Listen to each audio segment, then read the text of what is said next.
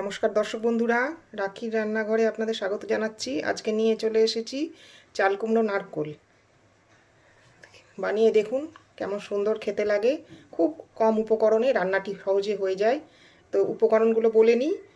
রান্নাটি করতে লাগছে আমার চাল কুমড়ো, একটা ছোট ছোট নয় মাঝারি সাইজের চাল কুমড়ো, নারকোল হাফ মালা করলেই হবে।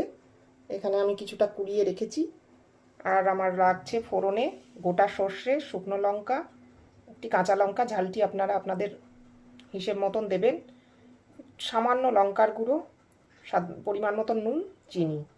একটু মিষ্টি মিষ্টি হলে নারকোলের রান্না খেতে ভালো লাগে। এই সামান্য উপকরণে আমি কিভাবে রান্নাটা করি দেখুন। তো দেখুন বন্ধু, আমি কড়াতে পরিমাণ মতন সর্ষের তেল দিয়ে নেব। কেউ চাইলে এটা সাদা তেলেও করতে পারেন। এবারে তেলটি আমার গরম হয়ে গেছে। এবারে আমি গোটা শুকনো লঙ্কা আর সর্ষে ফোড়ন দিয়ে দেব। কাঁচা লঙ্কাটি দিয়ে দিলাম।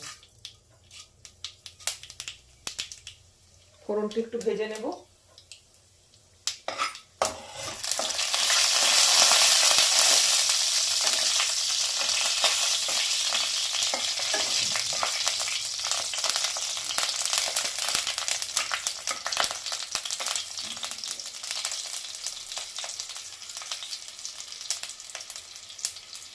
ফোড়নটি আমার ভাজা একটু হয়ে গেছে।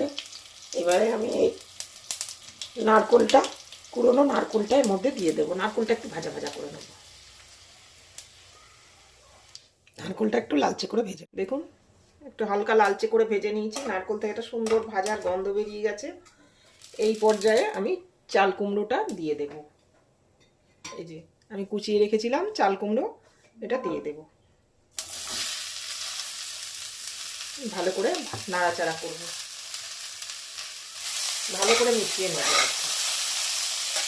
নারকোলের সঙ্গে চাল কুমড়ো ভালো করে মিশে গেছে। এবারে আমি একটু টমেটো কুচো দিতে হবে। এটা অপশনাল, আপনার চাইলে দিতেও পারেন, নাও দিতে পারেন। সামান্য একটু টমেটো কুচো দিলাম। আর এক এক করে আমি স্বাদ মতো নুন, চিনি আর সামান্য একটু লঙ্কার গুঁড়ো এর মধ্যে দিয়ে দেব। হলুদ আমি দিলাম না, কারণ নারকোলের সঙ্গে হলুদ দিলে অনেক সময় তরকারিটা খারাপও হয়ে যায় আর হলুদের একটা গন্ধ এসে যায়। এই জন্য নারকোলের ফ্লেভারটাকে রাখার জন্য আমি হলুদটা দিলাম। আপনারা চাইলে দিতে পারেন। এবারে আমি এটাকে একটু ঢেকে হতে দেবো। ঢাকা চাপা দিয়ে 3 থেকে 4 মিনিট হতে দেবো। তো দেখুন বন্ধুরা, চাল কুমড়ো আমার তৈরি হয়ে গেছে। আমার রান্নাটি যদি আপনাদের ভালো লেগে থাকে তাহলে আমার চ্যানেলটিকে সাবস্ক্রাইব করে আমার পাশে থাকার অনুরোধ রইল। লাইক, শেয়ার, কমেন্ট করবেন। বেল আইকনটি টিপে দেবেন যাতে আমি কোনো নতুন রান্নার ভিডিও দিলে সবার আগে নোটিফিকেশন আপনার কাছে পৌঁছে যায়। তো এবারে আমি চাল কুমড়োটা পরিবেশন করে দেবো। খুব সহজ সরল রান্না, মশলাও নেই বেশি। বানিয়ে দেখবেন।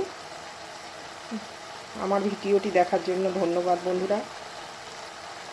আবার ফিরে আসবো অন্য কোনো দিন অন্য কোনো রান্নার ভিডিও নিয়ে। ধন্যবাদ, সবাই ভালো থাকবেন।